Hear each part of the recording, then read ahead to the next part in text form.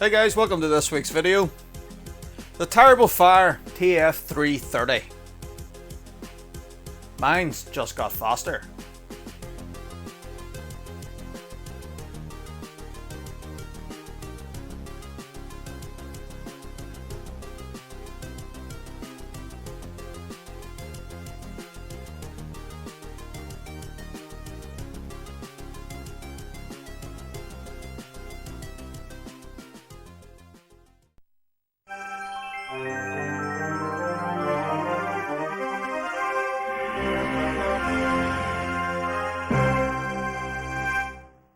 The revision 2 firmware for the TF330 has been available for 5 or 6 months, albeit I'm only getting my card upgraded now. So today all I'm going to do is show you a couple of Amiga games, one PC port, a couple of demos, and we'll take another look at sysinfo. We're going to start with Gloom Deluxe. Gloom Deluxe was released by Blackmagic in 1996 as an upgrade to the original game. It offers us better texture graphics, more graphic options, and we even get this nice gun animation on screen. So this is the game running here, full screen, in the 1x1 pixel mode. You can see it does look very impressive, but it is a little slow even on our 50 MHz 030. You can change the pixel width and pixel height, and I recommend you set it to pixel width 2 and pixel height 1. Like this, full screen, the game is perfectly smooth and very playable. Simply having the playfield full screen now and having that gun animation just adds to the atmosphere of the game, and this is a nice title to pick up to show off the capability of your TF330.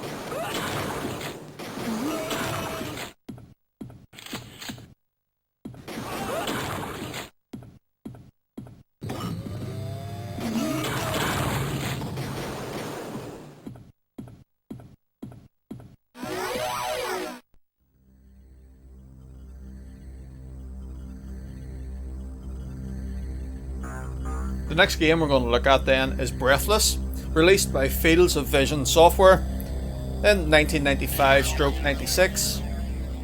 This is another first-person shooter game for the Amiga, but this one is slightly more demanding. So to be able to play it full screen, full speed, you are going to have to set that pixel size to 2x2. You could get away with 1x2 or 2x1, but you're going to have to reduce the window size.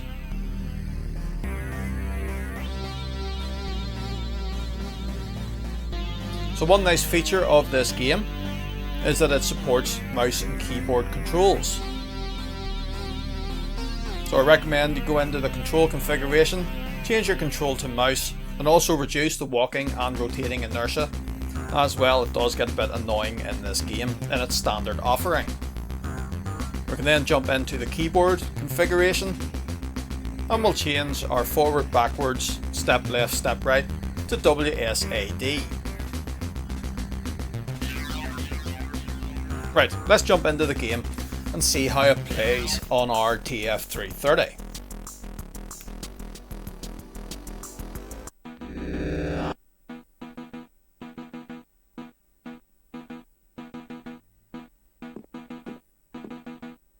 So nice full screen graphics, nice and smooth with mouse look, and we can even circle strafe. How cool is that in an Amiga game?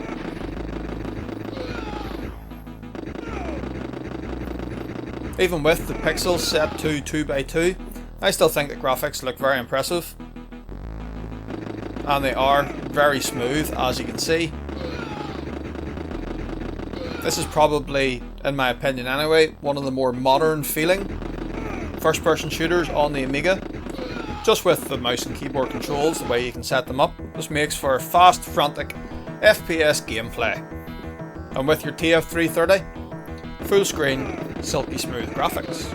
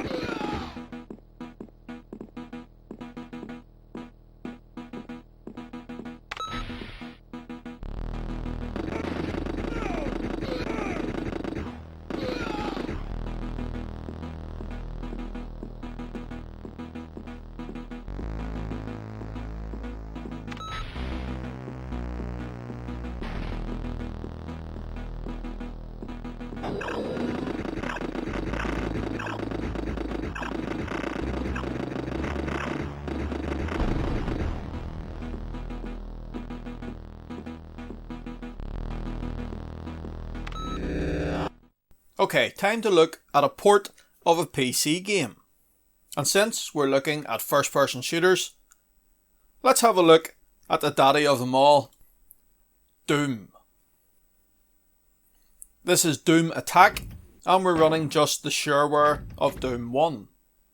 So to get this to run at any decent speed, we're going to need to set the graphic detail to low, and you're going to need to set your screen size down 2 or 3 notches.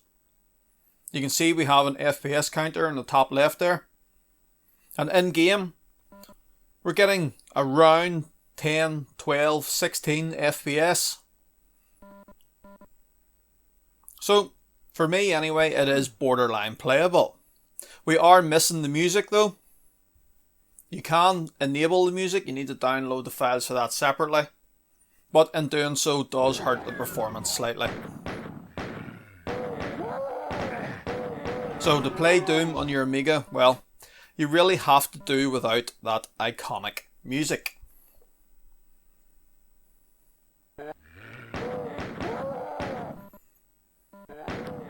It is classic Doom though, and I will say this for one thing, the 50 MHz 030 on the TF330 runs this game a hell of a lot better than my 386SX.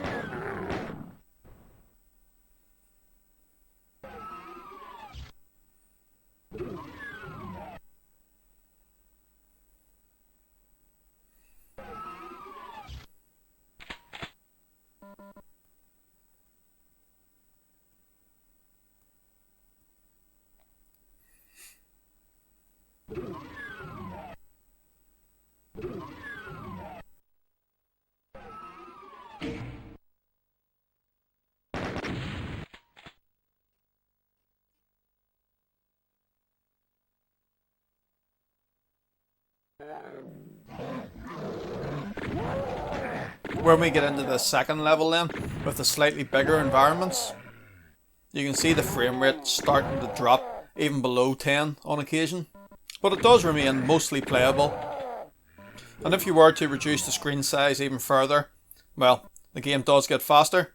But to be perfectly honest about it, if you want to play Doom, go on your PC, download DOSBox, play it full screen, high details, silky smooth. That's the way to do it. Doom is not an Amiga game, but I just wanted to show you here that it can be done.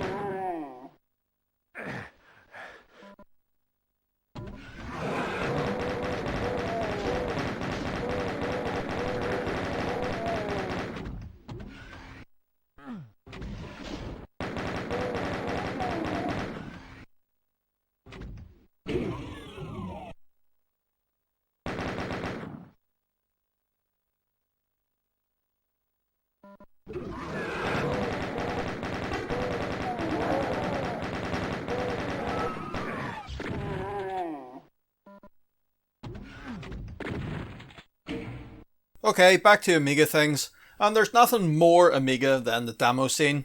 So let's show you a demo that really shows off the capability of the 50MHz 030. This is Relic by Nerve Axis, released at the Assembly 1998 party.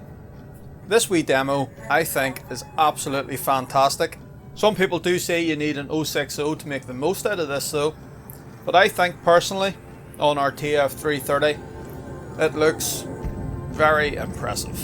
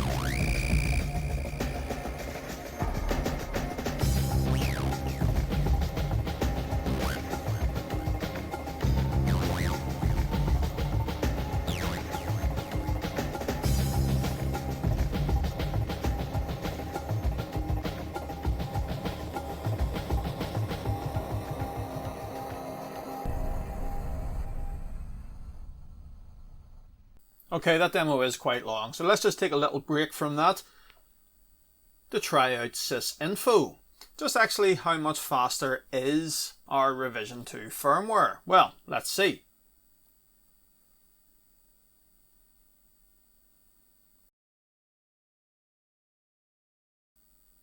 There we have it, we're now getting 9.61 MIPS, and if I just bring up a screenshot from last time, it was 7.88 MIPS. Then on this speed, we are now getting a fairly impressive 5.2 megabytes a second, and that's quite the increase from the original 2.4 megabytes a second.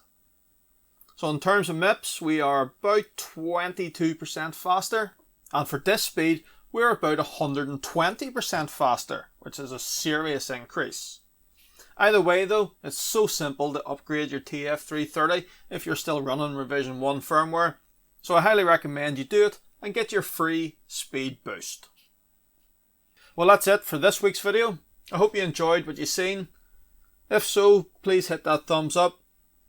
Please check out all my other stuff, and why not subscribe. I'm just going to finish off today and we'll show you the rest of the Relic demo. There's about another 5 minutes of it or so.